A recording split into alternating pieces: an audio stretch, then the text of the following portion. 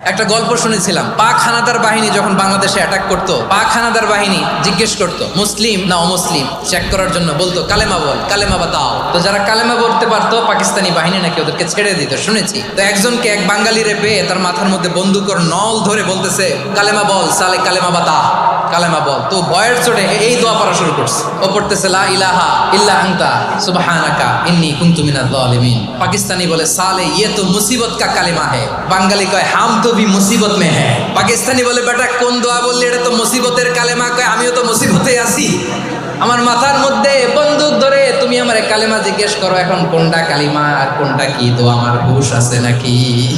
লা ইলাহা ইল্লা আনতা সুবহানাকা ইন্নী কুনতু মিনাজ জালিমিন। বিষ্ণুই বললেন দেয়ালে পিঠ থেকে গেলে, চোখে মুখে অন্ধকার, বাঁচার কোনো উপায় নাই, তখন এই দোয়াটা পড়তে হবে।